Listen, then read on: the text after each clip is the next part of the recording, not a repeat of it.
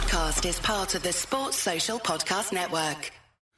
Thanks for listening to No Question About That. You can support this show by visiting patreon.com/NQATpod or in your Apple podcast feed. We do a backer show each week going deep dive into a topic related to United. Or if you don't want to part with your cash, an even better way is to leave us a 5-star rating and review on Apple Podcasts or Spotify. And now on with the show.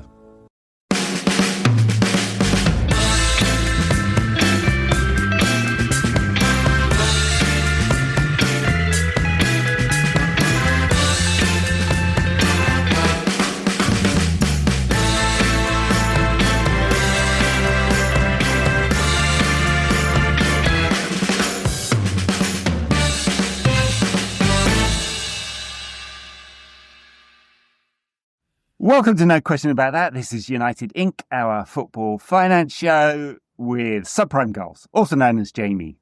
Thank you very much, Ed.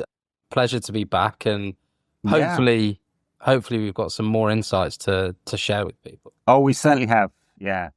I'm glad you're not wearing the orange jumpsuit this time. Orange jumpsuit, white wall, I was a bit worried. I've got to say, have you been rendered somewhere? But you are free. I made it out. Yeah. Very good. Good escape plan. I've seen Escape from Alcatraz.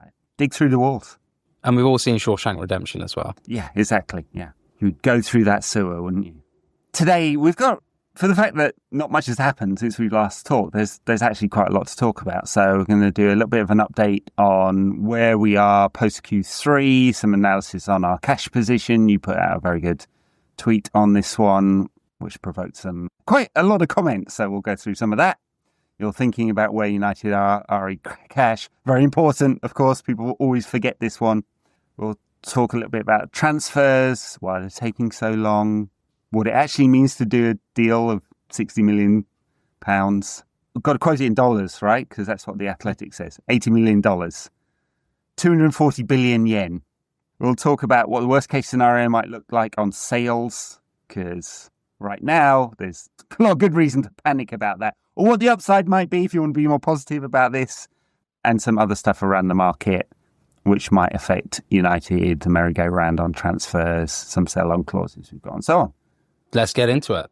So let's talk about the cash position, because I thought this was an interesting take from you, and is very true. United's cash position is quite perilous compared to, if you look a couple of years ago, where we had a couple £100 million cash on hand, and now we most certainly do not, and are committed quite aggressively to spending some of this cash. So what's your initial impression of where United are right now?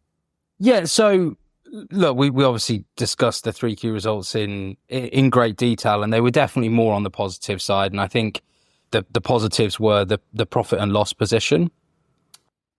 But the real important thing, which we've discussed at even greater length, is how, in order for United to kind of be the financial powerhouse that I think many of us still associate the club with being, they need to have the cash to do that. And I was reading something earlier today talking about Liverpool, and I think, as much as it pains us to say this, Liverpool are almost doing now what United used to do, which is they have the commercial revenue, they've got success on the pitch, they're now flexing their muscle in terms of the cash that they have available to them, the Florian Wirtz transfer being a prime example of that. But extraordinarily huge transfer. Like, they're committed, it's £250 million they've committed to that deal.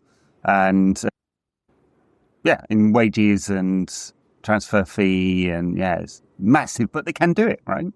Yeah, and probably never thought that they would do a transfer like that, with particularly like Michael Edwards going back to the club. But it's not exactly moneyballing, is it? So. No, I mean, if it is, I'm really looking forward to seeing just how good Florian Wirtz is going to be. But in terms of the United position, the cash that they have available now, the cash that's sitting in the bank, is about £75 million. They've then got another 140 million available through the credit facility. So that means they've got 215 million available to them to spend if they wanted to spend all of it. Over the next 12 months, we know that there's going to be monies paid out for historic transfers. So this is something that Sir Jim told us about in his interview. You mentioned 89 million. Yeah. Exactly. we're going to have to then pay over the next 12 months about 2/3 of the Cunha fee, including the agents and intermediary fees and all that sort of stuff. And there's also another 133 million on other historic transfer fees, which will happen after the summer. Yeah. So all of a sudden... And this is separate from a PSR calculation, because the Cunha deal will be amortized over 5 years, but we're paying a significant amount. In fact, we're only paying it in 3 chunks, 2/3 of which is in the next 12 months, as you say, and separate again from an accounting position, which is very, very different actually from PSR. And I think people get confused between the two often. But no, and that's a really valid point. The P&L versus cash flow, two entirely different things, and we are focusing on cash. But the cash requirements over the next 12 months is going to be about 275 million. So that leaves us short of about 60 million. Now, if you look at how Omar Barada speaks in terms of making sure that we're living within our own means, balancing the books, we kind of know that any savings that are made on player sales and the wages that come from that are going to be reinvested back in the squad. Next season, if you assume that basically their overall profit, and in accounting terms, this will be something called EBIT, earnings before interest and tax. If you think that we're going to be approximately break even, which we've discussed in the past is probably ballpark before we talk about transfer activity, then that means they should actually be generating about 200 million in operating cash. People are going to try and ask the question maybe, okay, well, if you're break even, how are you generating 200 million in cash? Well, the EBIT includes the depreciation and amortization from historic transfer fees. That is currently running at around 200 million pounds. So going back to the simple maths, you've got a net cash deficit of about 60 million, but you're going to generate another 200. So that means you've got 140 million left as you go into next summer. Now, again, going back to Omar Barada's comments in the United We Stand publication, the club really want to live within their own means. And this is something that we've discussed and I think is absolutely possible for United. They always used to run themselves in this way. But that then means things like the credit facility we won't shouldn't be hanging on to forever. So if you want to pay off the credit facility, that's another 300 million. Yeah, right? yeah. So this is a really interesting, and I know you're going to wrap it up, but it is a kind of interesting way that United perhaps hadn't had to think about in the past, or definitely didn't have to think about, didn't really was such a financial powerhouse, but also were very liberal with how we'd use that cash revolving credit facility, at least in the last 5 years. But also on the other hand, the way that City, Chelsea, and now Newcastle, and to some extent Aston Villa, have not had to worry about because of owners willing to inject money. Now, they've had a PSR problem, Chelsea, Villa and Newcastle, City, not so much. But they never have to worry about cash, right? And it's probably, without digging into the City accounts, because some of them are quite hidden in group companies and stuff like that, probably why they can get what feel like such good deals, right? They may well be paying up front for some of these because they never have to worry about cash on hand, ever. Yeah, and you've mentioned this in the past, and we obviously mentioned Florian Wirtz, like when we did the Harry Maguire deal way back when. Paid it all up front. All up front. And that was the competitive strength of United at the time. Yeah. And it was, I remember reading something earlier this week. It was like, the reason why United hadn't done that well on player sales post-Fergie kind of ever was because they always had the cash that they didn't actually ever really need it as a revenue or as a funding source. Mm-hmm. Other clubs, as you say, City or Chelsea are a prime example of this. The amount of funds that they've been able to generate from, say, academy prospects, you're racking up close to, I think, over £500 million. Yeah, it's a fourth revenue stream. Yeah, exactly. It all adds up. The market, and we're going to go into player sales in some more depth, but the market really does respond to strength of team as well. Obviously, United are not in a great negotiating position right now, but we also don't have a reputation for generating high-quality young players and selling them.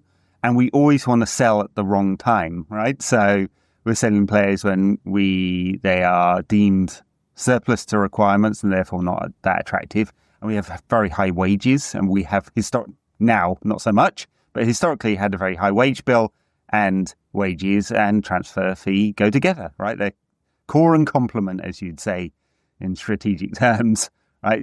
A car and petrol, right? If the petrol's really expensive, the car has to be cheaper, otherwise people don't buy them, right? That's the same with a player and pay a fee in his wages, right? And so paying high wages means we get a low fee, because every club on the planet does the same calculation now, right? What's the total cost over 5 years? Does this make sense for us? Does it meet our valuation? And so United have been in a very, very bad position to sell and make revenue out of that. Now, in the last 4 or 5 years, before that, as you say, historically, just didn't need to, wasn't a focus of the club, clearly, and we probably missed out on a few £100 million from letting players go cheaply. We have done, and we're going to talk about this in a bit, been a bit smarter in recent years with sell-on clauses and stuff like that, which is going to create some free money.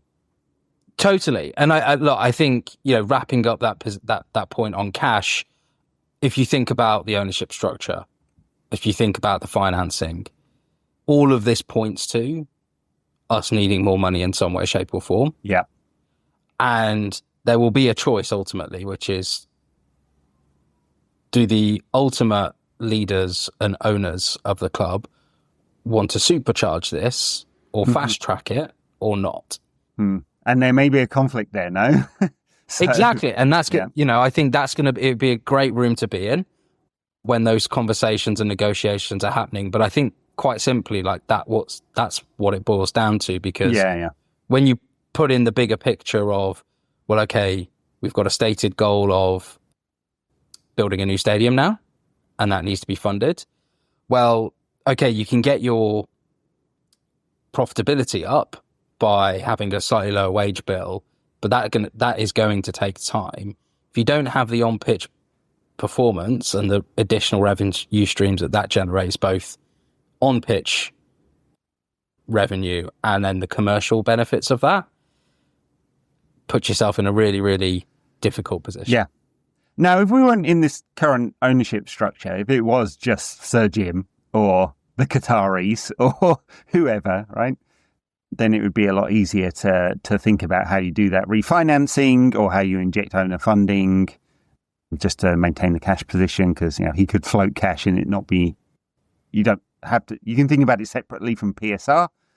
Now, with the current ownership structure, that's really hard, right? So it's unlikely Sir Jim would put more money in without equity in exchange, because it's just improving the position for the Glazers. He did in the initial sales document. I think we now know that was basically a demand from the Glazers. They knew the club was running out of cash, and he did it. Would they dilute their position so Sir Jim could increase his share ownership? Is it going to be staged like that? We also have on the horizon the majority of our bond maturing in 27, middle of 27? Yeah. So, and it's about 3/4 of it, something like that. And then there's another tranche in a couple of years later.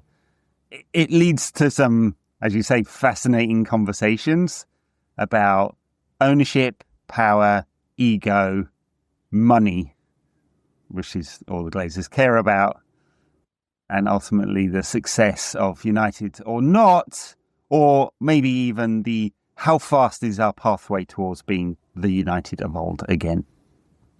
Exactly. And I think all of this, in terms of the way that's manifesting itself at the moment, Cunha deal done, and Mbumo looks like it's on the way to being very, very close. I think we're coming to the climax there, yeah. Yeah, if that's the right transfer lingo. But that basically uses up all of United's capacity to spend in terms of PSR that's been freed up, PSR capacity that's been freed up from free transfers leaving, and then ability to spend in terms of cash. Yeah. So then we come to sell to buy, and then I think there's lots of people getting frustrated as to, well, okay, why does it take so long? It's a great question, isn't it? And Mbeumo and Cunha, you can almost tell that story in just those two transfers, can't you? I mean, Cunha, Wolves had no choice. Set price, fee in his contract. He obviously had ambitions of a better career than Wolves, no disrespect, and all of that. When football fans say no disrespect, they don't really mean that, do they? I mean, total disrespect. But United were able to execute that quickly because of that release clause. The only negotiation was around the payment terms. That was the only leverage that Wolves had. But that happened relatively quickly, especially for United. And Mbeumo, on the other hand, he's got 1 year plus one. So Brentford have some leverage. The player has, without going on strike, deleveraged it a little bit by making it clear to the market and absolutely everyone, bar Newcastle journalists, that Manchester United is the only choice here for him. He'd made that choice, and so that's the only piece of leverage United have. And it's almost balanced in a way, right? We know it's going to happen, but how far are United prepared to go to Brentford's oversized demands versus their valuation of the player?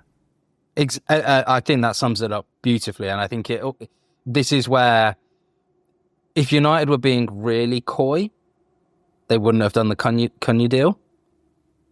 They would have waited, got Mbeumo over the line, and then done Cunha. But maybe that's lesson learned for next time. And I think actually, look, the reality is you probably would have been saving at most 5 to 10 million.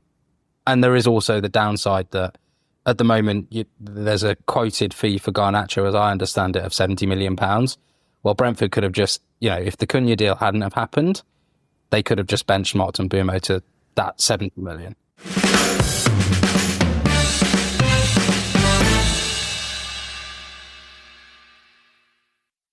Does it ever feel like you're a marketing professional just speaking into the void? But with LinkedIn ads, you can know you're reaching the right decision makers, a network of 130 million of them, in fact. You can even target buyers by job title, industry, company, seniority, skills, and did I say job title? See how you can avoid the void and reach the right buyers with LinkedIn ads. Spend $250 on your first campaign and get a free $250 credit for the next one. Get started at linkedin.com/campaign. Terms and conditions apply. Mom, I like to propose a dinner optimization plan for 2026. Soccer practice every week. Get back late and you're stressed out about making something fast, but actually nutritious for dinner. When Ashley's mom picked me up, I noticed that she made Blue Apron. It came in like a little kit. And by the time it was ready, I still had shin guards on. And it was real food, fresh veggies, protein, actual flavor. Take her from the younger generation. We're innovators. Give me a couple Blue Apron meals around. Not the worst idea. Get $50 off your first 2 orders plus free shipping with code STIR50. Terms and conditions apply. Visit blueapron.com/terms for more. Yeah, and then we know that clubs do this and all the time, because those anecdotes have come out over the years about chairmen pointing to other sales and purchases, and United have boxed themselves in more than once historically, and it's probably playing out here. I mean, everyone can point to Anthony and go, look at that. Huge transfer mistake that it'll take some time for United to unwind, both in terms of like the money, hopefully it gets unwound this summer, but also the reputation it built for being deeply foolish, right? And going to 4 times their own valuation of the player. Fuck's sake. Like, everyone's going to want to pull your pants down if you're that easily cucked, as we were at the time. But yeah, I mean, it looks like it'll get done at 55 plus 5, and then negotiating over the terms of those 5. Brentford will want it, and understandably for them, given our current sort of success position as a sporting project. They'll want those 5 to be as easy as possible and not winning the Champions League, Club World Cup, in Gianni Infantino's Interstellar Cup, or whatever he comes up with next. Yeah, no, totally. And I think on the buying side, and why deals can be done quicker or potentially easily, if the player isn't in demand or the selling club are desperate, you can kind of then get into a good ballpark of like, what's the lowest you can get away with? And I think the prime example of this was Lyon and Cherki. Mm-hmm. Lyon, of course, have now been relegated to Ligue 2 as a result of not having enough cash to fund themselves. Service their debts, yeah. And that's created a whole vicious loop with Crystal Palace and John Textor, who also owns Lyon. But I think that also sums up pretty nicely, like to a degree, the position that United are in, trying to sell players as well this summer. Like, we're not necessarily as desperate. The club can operate as a going concern, but in terms of pace of change and be able to reinvest in the squad, well, then we've got a bunch of players that, as you say, the players aren't necessarily massively in demand. If they are in demand, can the buying club afford it? Or what's the lowest you can get away with? Yeah. Well, let's go through some of these deals and like talk about the differences, because we've got Garnacho, Rashford, Anthony and Sancho. Those are the four big ones that, for various reasons, we assume there's no possibility of reintegrating them into the squad. Garnacho appears to have fallen out with his manager and half of the Manchester United fan base through his social media activities. I found that funny, but not everyone does. Got some people frothing at the mouth. Marcus Rashford, we feel like all bridges are burned. I think there's a theoretical path to fixing that, but it doesn't seem very likely at all. Sancho, the club would not have him, even if Amorim wanted him. So absolutely not. He's done us dirty, and they're like, be gone. And Anthony, the club just wants the biggest upside possible, right? So Garnacho, I think they can ask for a big fee, because they can benchmark his performance, 21 goals and assists last season, against other young players. He's got a very long contract. He's not on massive wages, which means the fee can be bigger. So they might not get 70. We might think that's ridiculous. I'd avoid all the noise. They can ask for a big fee, because if we were buying a player of that profile, they would ask for a big fee. Yeah. And it might not end up at 70. But if both parties are determined to make this happen, then it should be a big fee. And I think if it was 60, I think that's also fine.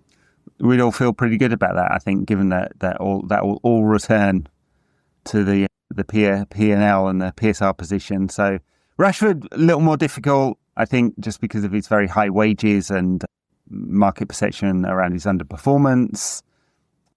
I thought Onana, Aston Villa midfielder, did us a solid there by bigging him up in an interview recently. I don't know whether you saw that one, but yeah, he was very complimentary about Marcus Rashford and very critical of pundits and the media and their take on Marcus. So, but he is earning, well, take off the Champions League bonus, and he's earning somewhere around $250,000 a week, something like that. It might not be that much. We don't know exactly, but that's the kind of reported figures once you take off the Champions League piece. And but the scenario there, I think it's heading towards another loan. You talked about that actually in your tweet, that and your previous analysis, that it's actually, even though you don't get a fee, get most of the wages off, it's pretty beneficial. Yeah, I think, look, if we take, in very simple terms, like, what would be the worst case scenario across all of these deals? And this is probably slightly unrealistic, but gives us a floor. Let's say we don't sell any of them and they're all loans, and only 50% of the wages are covered. It's a pretty bad scenario. That's a pretty bad scenario.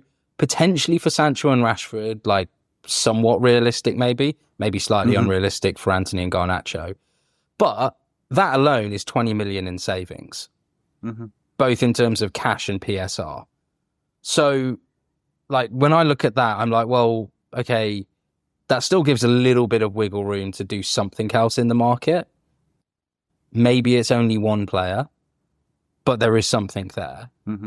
And you kick the sales down the road for another year. So that beneficial PSR value from selling, getting a fee, is still on the horizon. Not for Sancho's in the last year of his contract. So that's it. Yeah. But worst case scenario, loans, 50% of wages covered. I actually think that's two worst case. There might be two worst case. Yeah, I mean, it seems unlikely. I mean, I think United will get a sale for Garnacho. It's just what the total fee is. He's not so burned. I mean, no other club is going to care about slightly snarky social posts. It's a completely different calculation. The deleverage that we got from the story coming out that Amorim had told him to fuck off in front of the rest of the squad, that's not awesome because it does put United in a position as obvious sellers. But the mitigation for that is 4 years left on his contract, right? It's going to motivate everybody, especially Garnacho, who thinks a lot of himself. I did love that. It's not a financial point. I love that anecdote that he's wearing a Marcus Rashford Aston Villa shirt as a kind of troll with the exiles, I assume. And Marcus's people had let it be known that they thought he was what he thinks he's the next fucking Ronaldo in a very dismissive sense. The pettiness and the childishness of all of that amuses me quite a lot. So, but that's a non-financial point.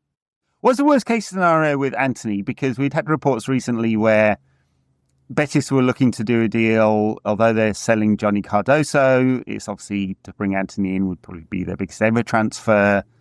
To meet our PSR floor would be, 32.5 million or something like that. Yeah. That they want to basically loan him, option to buy at half, and we get half that price, and we get a 50% sell-on for down the line, which is a very creative way of doing this deal. Would not be good for United immediately for PSR, but could have a benefit down the line. Well, and I think what do you think of that kind of structure? Well, I think it's a bit of I think it's literally a halfway house, right? Like you get some of the cash in, 15 million for Antony. I mean, I'm not sure Antony's wages are quite as high as what's apparently they're not that high. Yeah. So I think like the benefit to Antony is, okay, yes, PSR, but also cash if we can get the 30 million fee. I need to double check this as well, but I'm actually not certain that co-ownership of players is allowed anymore. I know it used to be prevalent. I don't think it would be co-ownership. I think it's been framed like that in the media, and it's more like low fee, massive sell-on. And it's not actually co-ownership. It's just that we own 50% of the economic rights. I think it's a mistranslation in some of the reporting. Yeah, so it would be and if it was 50% of future sale, not future profit, that could look very attractive if he does very well at Betis and becomes a target for one of the larger Spanish clubs, for example. Yeah, I mean, I wouldn't be overly keen on that. Like he's 25, and okay, yes, he's had a good season at Betis. But can you see a 50-60 million pound transfer having taken place in the future, which is what United would need for it to be a positive upside on this? Yeah, exactly. Like, can you really see, particularly with transfer fees in general, like in Florian Wirtz aside, like some of those mega deals just aren't quite as prevalent? Is Antony going to be one of those in 2 years' time? Not sure. Feels unlikely. Yeah. I think Betis will, if they really want him, they'll have to find a way. There has been reports of Antony saying, look, he's willing to take a wage cut. And so there's probably ways to structure a deal that can somewhat be reflected in the deal price as well as a result of that. And that will help get the deal done. But I think for Antony, nothing against the player, but from a financial perspective, I think it's one where you just got to kind of get the deal over the line and get it done. Yeah. And even so if it was under the 32.5, United would take an impairment charge. They'd have to amortize the rest of his book value effectively. But then going to 25-26 accounting period, there is zero amortization, right? You just get rid of the problem. And so it's painful this year, beneficial next year. Either way. And so United might end up having to think about it like that. But I mean, taking an extra amortization hit just basically takes away from our capacity to fund another deal by however many millions we are underneath that, right? So that could be bad. Sancho, on the other hand, I mean, as soon as that deal with Chelsea didn't happen, the scenario of us terminating his contract and paying half of it and coming up with a negotiation so he can go became much more real. although reports in the press seem fairly credible about a potential transfer to Fenerbahce. Was it Fenerbahce, I think? Yeah, Or Fenerbahce Turkey, and Mourinho. they won't pay a £25 million fee. Just look at the historical fees that Turkish clubs pay. They're paying large wages, but not big fees. But honestly, if it was £10 million as a fee, with the money we got from Chelsea, that would be net okay, fine. Right? Yeah, net on PSR terms, that'd be fine, because it's about 14 to 15 million break-even fee for Sancho now that he's only got 1 year left. I also think Turkey may have some legs here as a destination. I was trying to figure out before I said that whether there was a weird pun in that. I don't think so. It is, but that's all right. That's all right.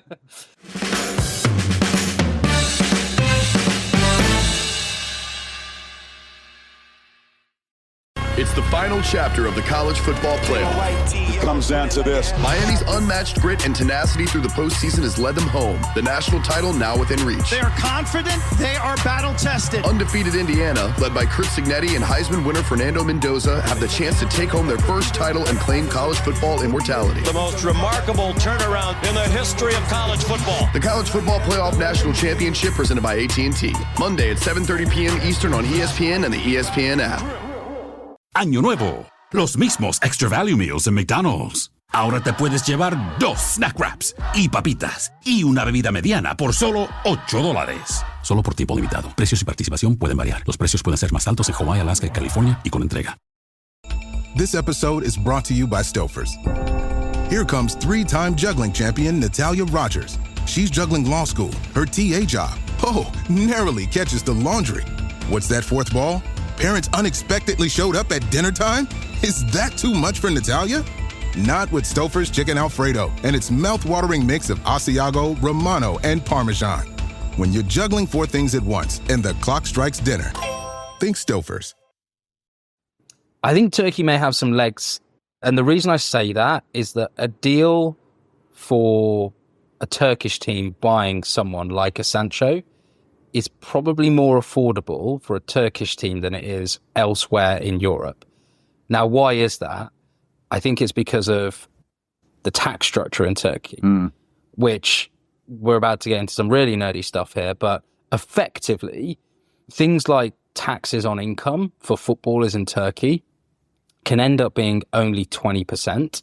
And so whilst they have a higher kind of social security cost that the employer, i.e. the club, has to pay, actually there's a big saving that they can make on wages. And I think we've seen this already with Leroy Sané.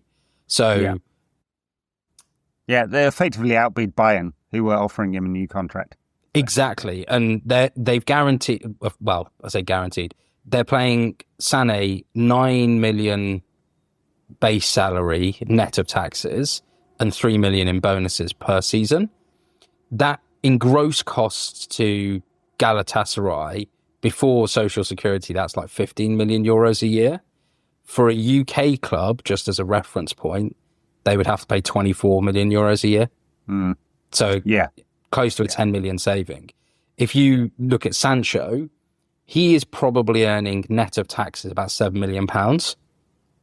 For an English club like United, that's basically costing them, in terms of like cash this year, £15 million. For a Turkish club, that, including the NI, that only costs them 11. So it's actually cheaper for them to kind of continue to pay Sancho that same wage. No, it's a great point. It's a great point. And almost the opposite of the luxury tax that you have in France, the super tax that players end up paying, even if they go to Monaco, which is because French clubs threatened to kick Monaco out of Ligue 1 unless they change that around. Yeah, very, very weird that you'd pay an additional tax in a tax-free country, but there you go. No, it's a great point. It's a great point on Turkey, and one of the reasons why they are attractive, but do not spend big fees. Yeah. So that's, the worst case scenario I don't think will happen. I'm less bullish on better case scenarios, at least for Rashford. Post Villa not making the Champions League, that was an easy deal to be done if they had made the Champions League. I think it was always conditional. And on Sancho, once that Chelsea thing broke down, seemingly because Sancho wouldn't agree to one of their heavily incentivized lower upfront free wages, which is a little odd for him because is that the most important thing for him? Well, we'll see. If he goes to Turkey, that will give us an answer. And given he's only got 1 year guaranteed at United left, right? So he's got that guaranteed. The rest of his next 5-year contract is not, right? And so getting that guaranteed for a player like Sancho, whose career is on the nosedive, would feel like a good thing to do. And you wonder whether he's been advised the right way. If he secures deal to Turkey, then fine, good for him. Maybe that league will suit him as well, career-wise. We'll see. Other stuff that's happening in the market is kind of interesting because it does have some knock-on effects. So we talk about the sell-on clauses for the Alvaro Fernandez Carreras deal, which is going to happen. Player's been playing in the Club World Cup for a pretty shitty Benfica side. Real Madrid wanted him in for that one. And Benfica said no, a little bit petty, but looks like the deal to Real Madrid is going ahead. And a massive fee. Man, so, 50 million euros, 45, 50 million euros, something like that. You had to have a 20% profit. What does that equate to? I think it equates to about 7 million altogether. Bad. Free money. Which isn't exactly. And I think some people thought that the clause might be a little bit higher, but there's been some reports, I think, out of Madrid, which are from relatively reliable sources, that it's actually a little bit lower. But I think even at 7 million, that's fine for effectively. Yeah, that would make the deal to Benfica effectively, it was 6 plus 7, 13, about right for a young player who hadn't really played at all. I mean, if we were City and had the reputation, that might have been 20 and so on, or 15 plus 5, and that's where we want to get to. So we'll make it horrendous. Anthony proposals from Newcastle to take him at 45. We also have something like a 20% sell-on profit there. That would look like a similar kind of fee coming into United. Exactly that. And whether Forest would be inclined to sell Elanga. I mean, if I was Forest, I'd take, given his numbers. I mean, I had a good season, but I would bite their hands off because they could definitely moneyball 45 million, or let's call it 38. And what's their pure profit? They paid 15. The 20, so 23, 24 clear on that deal for 2 years of Anthony and go reinvest that elsewhere. They've proven themselves to be reasonably astute in the market now. Once they got beyond their splurging on every player you'd never heard of, they've done some good deals. I'd bite their hand off. I mean, it's not the 45 million. They have to think of it in terms of book value and all of that kind of stuff. But I would do that deal. That feels like the best number that I'll ever get for that player. No, totally. And I think it's a similar amount to what was proposed last year by Newcastle. So when you consider the fact that his book value will be lower now, there could be even more of a reason to do that. Yeah. So so both of those together could be 13 to 15 million altogether. Free money. Yeah. Free money, improved PSR, can help fund some astute, clever player purchases. So I think those are all going to be positive. And I think actually there are a lot of players that United sold with sell-on clauses. And so, look, those two are the ones that seem most immediately in front of our face right now in terms of potential deals. But I think there is further upside potentially to come somewhere down the line from those. Mason Greenwood being the prime example, really large sell-on, and also apparently, in accordance to reporting, not sell-on of profit, sell-on of the total fee, because he's proven himself.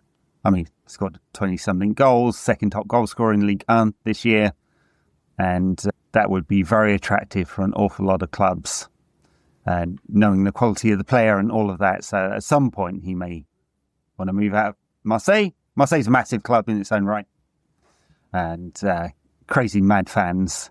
Oh, fantastic city to live in, and all that. Fantastic. Yeah, I really like Marseille. I liked it ever since I saw the French Connection. I enjoyed it when I went there as well. That's one for older heads. That is. You've had here Darwin Núñez to Napoli as a point to think about. Yes, and I think that one could be interesting just from a perspective of what happens to Victor Osimhen, depending on what fee Napoli pay Liverpool for Núñez, and Liverpool playing hardball on Luis Diaz with Barcelona may help us on a Rashford deal. I imagine they'll probably negotiate a pretty good fee for Núñez, and so that may almost create a floor for what the Osimhen fee has to be for Napoli. Mm-hmm. And so when we think about also Garnacho in the equation, I think that's just one to keep an eye on in terms of if that deal does happen. And then the other one that I'm keeping my eye on at the moment is Barcelona in general. And that's mainly obviously for the Rashford deal. So as a bit of background, La Liga have some spending limits that they place on clubs and are published each transfer window. And there's been a bit of a, verbal tete-a-tete between Laporta and Tebas. These guys should just fuck. Just get the tension out of the way, Go for it, lads. But so technically Barcelona can buy whoever they want, but the key for them is all about who can they register to actually play in La Liga. It's the steps in their financial regulations, I think, are fascinating in terms of it's not just you have to sell and you can use that money to buy. They actually limit how much. Barcelona want to get what they call 1-to-1, right? As in every euro they sell, they can then spend. And they've been at a ratio of 3-to-1 at one point. They had to sell three euros to get one back in their transfer budget, just because their financial position was not so great. And La Liga didn't buy all the levers, which I wouldn't either.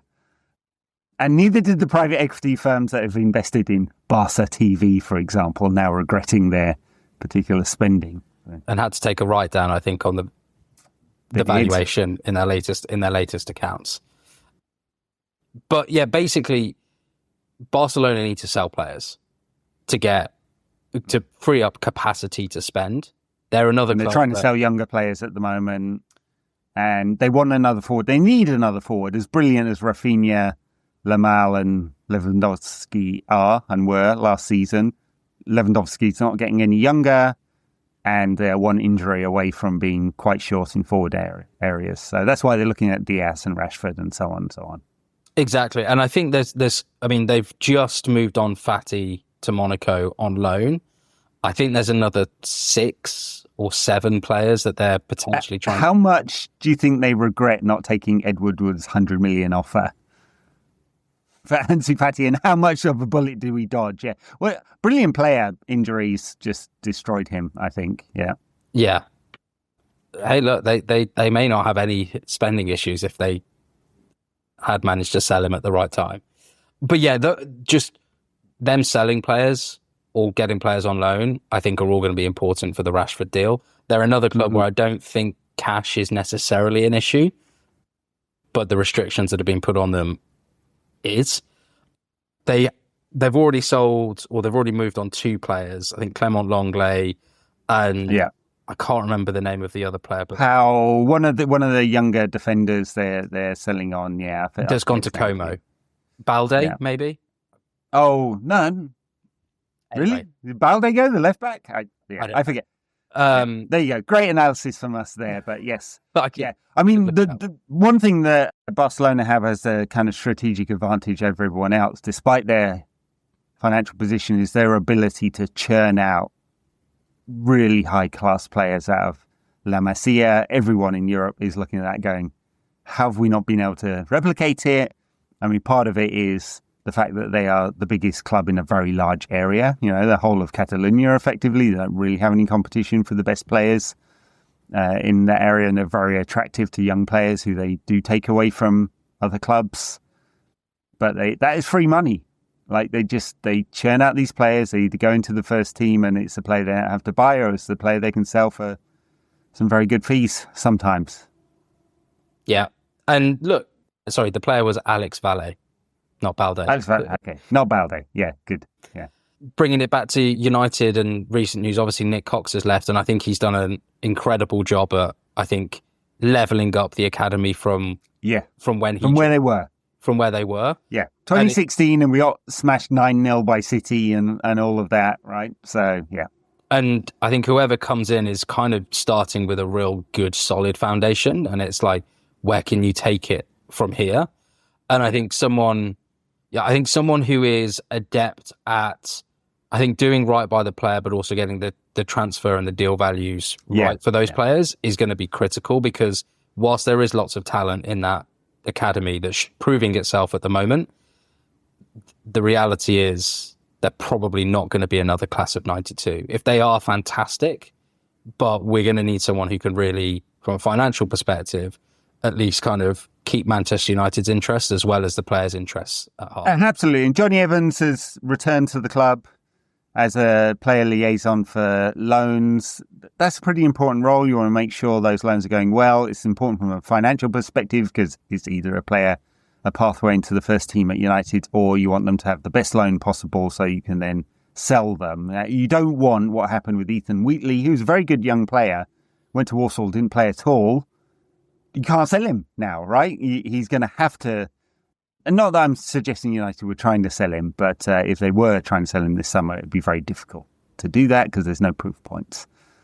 So when City sold James Trafford for 15 million plus 5, and he never played a minute of Premier League football, you're like, bloody hell, but he had a couple of good loans, proved out his quality.